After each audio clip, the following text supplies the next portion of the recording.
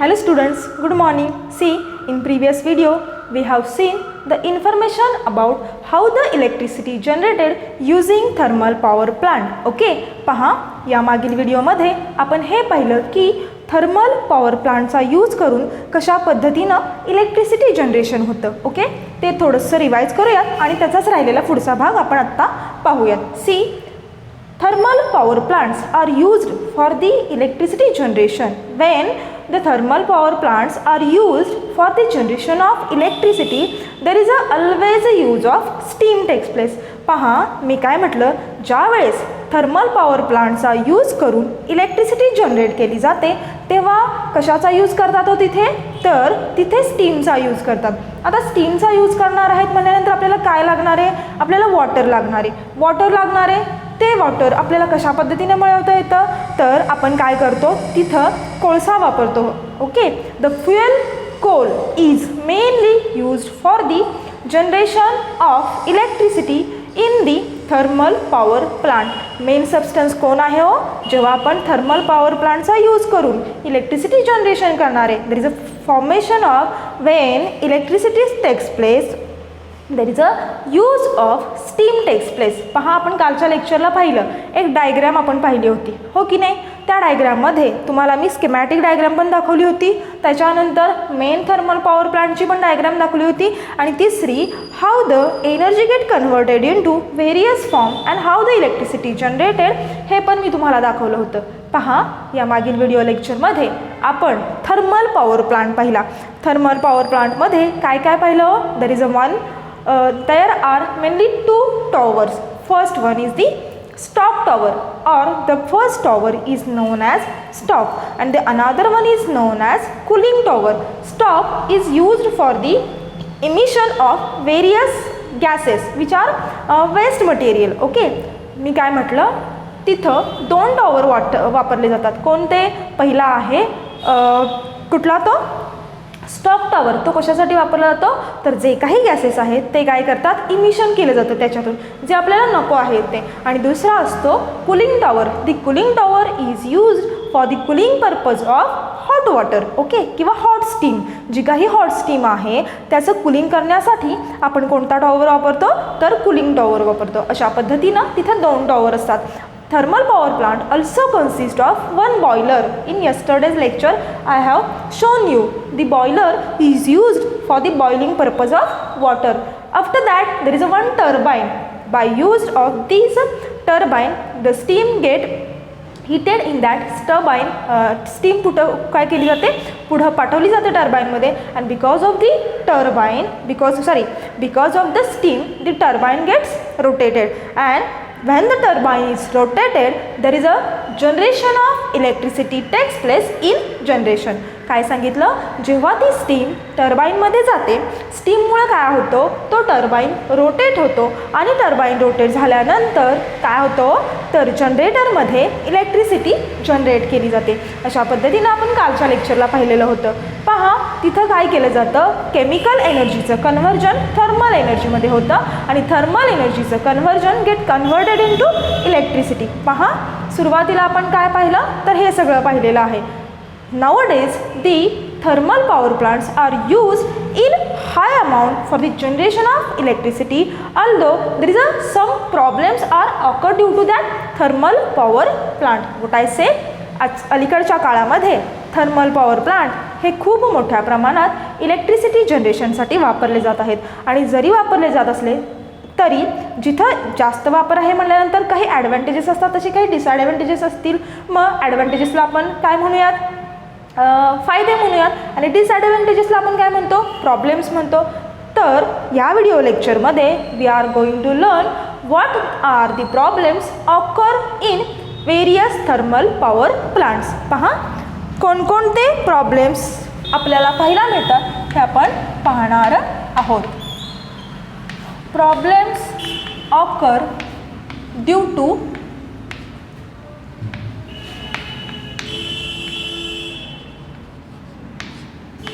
thermal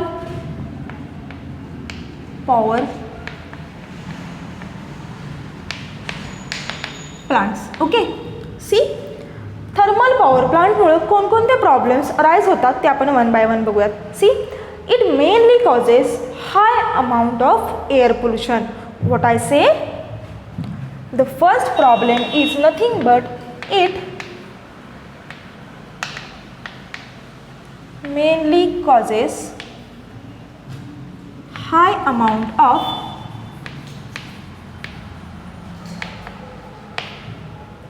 air pollution. How it causes air pollution? See, when the coal is burned. पहा, आपण काल पाहिलं सुरुवातीला सगळ्यात पहिल्यांदा बॉयलरमध्ये कोल जातो तेव्हा तिथं काय केला जातो, कोल काय केला जातो, बर्न केला जातो. when the coal is burned there is a काय होतं, some gases are emitted in the environment. Which gases? The harmful gases are emitted in the environment, and that one is nothing but the carbon dioxide, sulfur dioxide, nitrogen oxide. These harmful gases are emitted in the environment, and these gases causes or contaminated the air, and it causes harmful effect on air, and it causes the air pollution. पहा, मी काय म्हटलं, ज्या वेळेस thermal power प्लांटमध्ये energy generation केली जाते तेव्हा तिथं काय वापरला जातो, कोल वापरला जातो. आणि हा कोल जेव्हा बर्न केला जातो तेव्हा तिथं काय होतं, तर ते काय करतात, जेव्हा बर्न होतो तेव्हा हार्मफुल गॅसेस बाहेर पडतात. कोणते हार्मफुल गॅसेस? कार्बन डायऑक्साईड आहे, सल्फर डायऑक्साईड आहे, नायट्रोजन ऑक्साईड आहे. हे गॅसेस एन्व्हायरमेंटमध्ये जातात, and it causes air pollution. Okay, which gases? The gases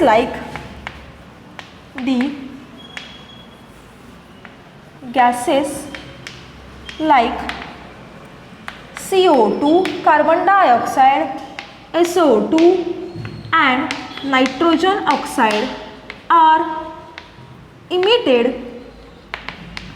in environment. I will write only EVS. समजून घ्या, environment. Okay. Now, what is the second problem? See, sooty particles are emitted in the environment, and it causes the harmful diseases like a respiratory disease. Number 2, the sooty particles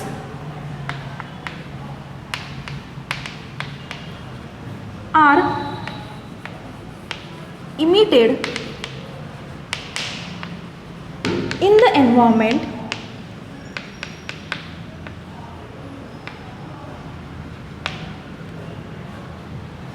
and it causes harmful effect on human being. That effect is nothing but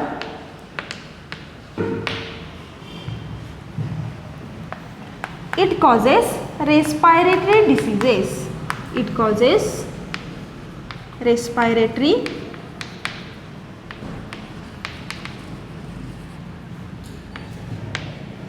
diseases. See what I say? Second problem, sooty particles are emitted in the environment. What is mean by sooty particle? See, जेव्हा तुम्ही 11वीला जाणार आहात तेव्हा तुम्हाला science समजा तुम्ही घेतलं तर तुम्हाला तिथं वेरियस प्रॅक्टिकल्स करायचे आहेत. केमिस्ट्रीच्या प्रॅक्टिकलमध्ये काही सबस्टन्सेस, काही कंपाऊंड्स असे आहेत की जे बर्न केल्यानंतर तिथं सुटी फ्लेम बाहेर पडते. बर्न केल्यानंतर सुटी फ्लेम बाहेर पडते म्हणजे काय, तर it is a one kind of a black smoke. पहा, काळ्या रंगाचा एक धूर असतो आणि त्या काळ्या रंगाचा धुराला काय म्हणायचं, सुटी फ्लेम म्हणायचं. ही जी सुटी फ्लेम असते ही चांगली नसते, it causes harmful effect. Okay, ही जी सुटी फ्लेम असते ही खूप घाणेरडी असते. जर तिथल्या तिथं आपल्याला जरी वास आला तरी काय होतं, आपल्याला लगेच ठसका लागतो, लगेच काय होतं, लगेच इरिटेशन होतं. आणि जेव्हा थर्मल पॉवर प्लांट एनर्जीसाठी यूज केले जातात आणि कोल बर्न केला जातो तेव्हा त्या ठिकाणी मोठ्या प्रमाणात अशा सुटी फ्लेम्स बाहेर पडतात, which causes A harmful diseases like nothing but the respiratory disease. And all of you know that respiratory disease causes difficulty in breathing. Okay, काय होतं, रेस्पायरेटरी समजा डिसीज झाले तर आपल्याला काय होतं, डिफिकल्टी होऊ शकते ब्रिदिंगमध्ये. अशा पद्धतीचे प्रॉब्लेम्स आपल्याला पाहायला मिळतात. Number third one is the, पहा, in thermal power plant the large amount of coal is used. All of you know that thermal power प्लांटमध्ये मोठ्या प्रमाणात काय केलं जातं, large amount of coal use केला जातो. This coal, the use of this coal is very large amount, therefore in future there is a availability of coal is a very less amount. पहा काय सांगितलं मी, आपण काय करतोय, thermal power plant energy create करण्यासाठी तिथं मोठ्या प्रमाणावरती कोल वापरतोय. हा जर का कोल आत्ता आपण मोठ्या प्रमाणात वापरला तर फ्युचरमध्ये कोल आपल्याला मिळणार नाही किंवा त्याची अमाऊंट शिल्लक राहणार नाही. Therefore the problem number 3 is lack of availability of coal in future. असं म्हणूया, lack of availability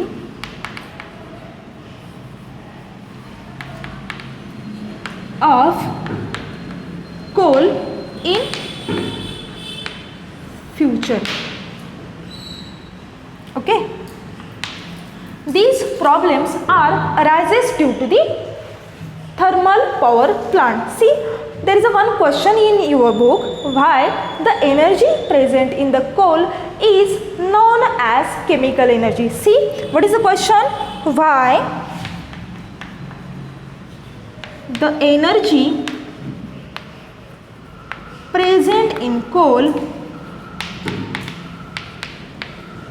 is known as chemical energy.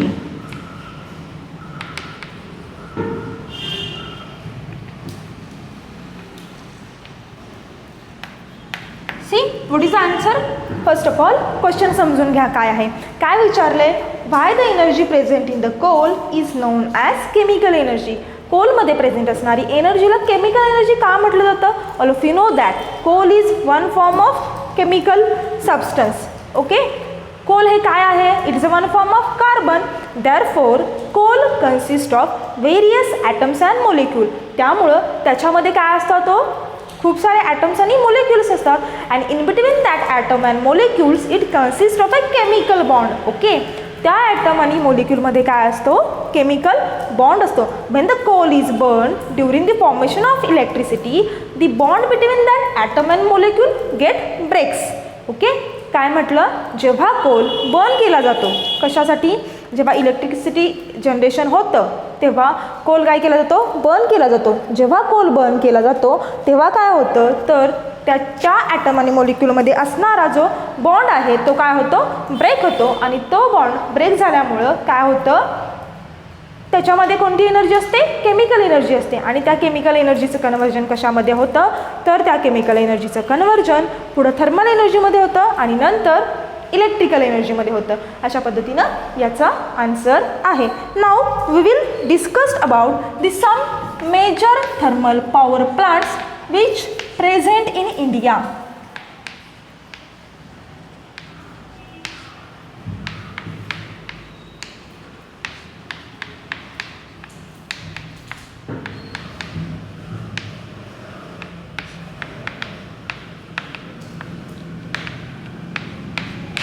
Okay, first I will write here place, in which state and the capacity of that thermal power plant of electricity. See, capacity of electricity of that thermal power plant. त्या thermal power प्लांटची electricity जनरेशनची capacity किती आहे? आता आपल्याला माहिती आहे, what is a unit for energy? Unit for energy is SI unit is a joule and CGS unit is erg and the electricity is measure in terms of unit. Which unit? Watt. Okay, मग इथं आपण कॅपॅसिटीसाठी unit काय लिहिणार आहे? Mega watt. M for mega, W for watt. See, the first place is, that one is nothing but the Vidyanagar, which is present in state MP, Madhya Pradesh, and the capacity of this thermal power plant of generation of electricity is 4760 megawatt. पहा, सगळ्यात पहिला आपण कोणता पाहतोय power plant, की जो मध्य प्रदेशमध्ये प्रेझेंट आहे. मध्य प्रदेश स्टेट आहे आणि विद्यानगर हे प्लेस आहे. आणि याची कॅपॅसिटी किती आहे? 4760 मेगावॅट एवढी त्याची काय आहे? कॅपॅसिटी आहे. See, number 2 Mundra.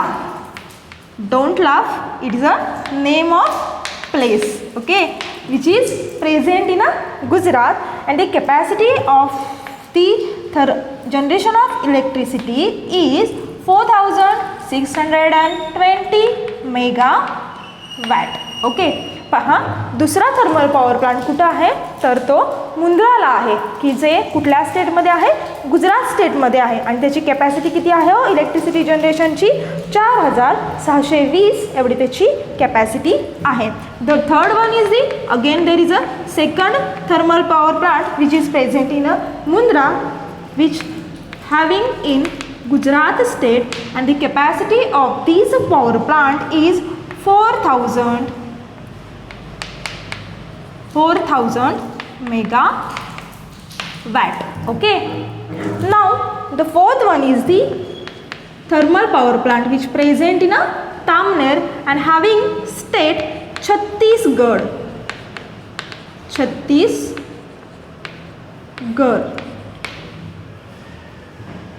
Okay, and the capacity of this power plant is 3420 megawatt. 4 नंबरचा थर्मल पॉवर प्लांट कुठं आहे हो इंडियामधले आपण थर्मल पॉवर प्लांट बघतोय हां, तो कुठं आहे तामनेरला which is present in Chhattisgarh state, आणि जनरेशन किती कॅपॅसिटी किती आहे जनरेशनची 3420 मेगावॅट एवढी त्याची काय आहे कॅपॅसिटी आहे. And the last one which is present in our state that one is nothing but the Maharashtra and having place Chandrapur. चंद्रपूरमध्ये आहे, स्टेट आहे Maharashtra, and the capacity of generation of electricity of this power plant is 3000 megawatt. Okay, here are some major thermal power plants which present in India. How much? There are mainly 5 thermal power plant. First one is the present in MP state, second one is a Gujarat state, third one is a Gujarat state, fourth one is the Chhattisgarh state, and last one is the in Maharashtra in our state. The place is the Chandrapur, and the capacity of generation of electricity is 3000 megawatt. पहा अशा पद्धतीनं आजच्या लेक्चरला आपण काय पाहिलेलं आहे problems occur due to thermal power plant. Which problems? There are mainly 3 problem. First one is the very easy, it causes air pollution. Second one is the it causes it form emits sooty particles, and third one is the because of the huge amount of use of coal, there is a lack of availability of coal in a future. पहा अशा पद्धतीनं आजच्या लेक्चरला आपण काय पाहिलेलं आहे thermal power प्लांटमुळं जे काही प्रॉब्लेम्स होतात ते, आणि इथं आपलं the electricity generation using thermal power plant हे संपलेलं आहे. आता आपण थांबूयात. थँक्यू.